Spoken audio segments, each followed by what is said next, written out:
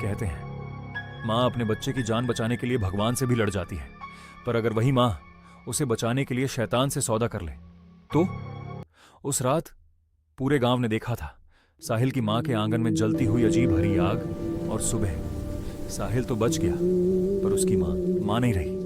उत्तर भारत के एक छोटे से गांव में कच्चे रास्ते, मिट्टी के घर और बीच में एक पुराना नीम का पेड़, वहीं रहता था साहिल अपनी माँ गंगा के साथ।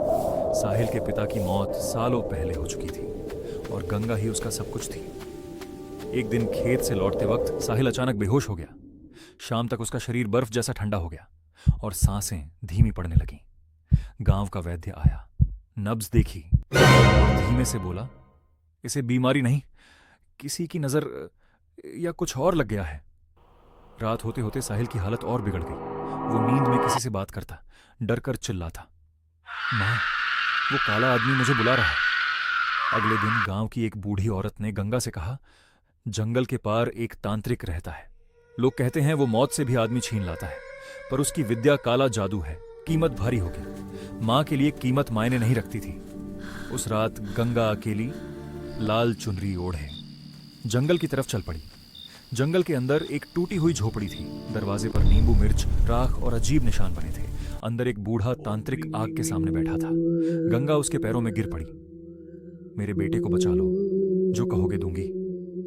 तांत्रिक ने आंखें बंद की, फिर बोला, बेटा बचा, पर उसकी मौत किसी और को लेनी होगी, जो उसे सबसे ज्यादा प्यार करता है। कुछ पल खामोशी रही। गंगा की आंखों से आंसू गिरे। उसने सिर झुका दिया। अगर मेरी जान से उसका जीवन मिलता है तो मंजूर है। आधी रात साहिल के घर का आंगन, काला घेरा बनाया गया, बीच में साहिल, सामने गंगा। मंत्र गूंजने लगे। अचानक आग हरी हो गई, तेज हवा चलने लगी। नीम का पेड़ जोर जोर से हिलने लगा। साहिल की सांसें तेज हो गईं और उसी पल गंगा जोर से चीखी। उसकी आंखें उलट गईं, हाथ कांपने लगे, आग बुझ गई। सुबह साहिल बिल्कुल ठीक था, गांव खुश था, पर गंगा बदल चुकी थी। वो किसी से बात नहीं करती थी, रात को जागती रहती, नीम के पेड़ को घूरती रहती। कुछ दिनों बाद गांव वालों ने देखना शुरू किया। वो रात 3 बजे घर से निकलती, नीम के पेड़ के नीचे खड़ी रहती और खुद से बड़बड़ाती। उसकी आवाज उसकी नहीं लगती थी। एक रात साहिल ने उसका पीछा किया। नीम के नीचे गंगा खड़ी थी। अचानक उसने पीछे मुड़कर देखा। उसकी आंखें पूरी काली थीं और उसकी आवाज भारी हो गई थी। मैंने कहा था कीमत भारी होगी। हवा में तांत्रिक की आवाज गूंजी। मैंने उसकी जान नहीं ली, मैंने उसकी जगह ले ली। साहिल समझ गया। उस रात के काले जादू में मां ने अपनी आत्मा दे दी थी। अब उसके शरीर में वही अंधेरी शक्ति रहती थी जो पहले साहिल को लेने आई थी। गंगा धीरे धीरे साहिल की तरफ बढ़ी, पर उसी पल उसकी आंखों से आंसू निकले। कुछ सेकंड के लिए उसकी असली मां जाग उठी। भाग जा साहिल, जब तक मैं खुद को रोक पा रही हूं। साहिल रोते हुए भाग गया।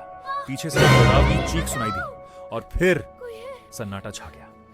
अगली सुबह नीम के पेड़ के नीचे सिर्फ राख थी और काले घेरे का निशान। लोग कहते हैं आज भी अमावस की रात वहीं एक औरत दिखती है जो हर गुजरते बच्चे को देखती है, जैसे पूछ रही हो, क्या तुमने मेरी कुर्बानी की कीमत समझी?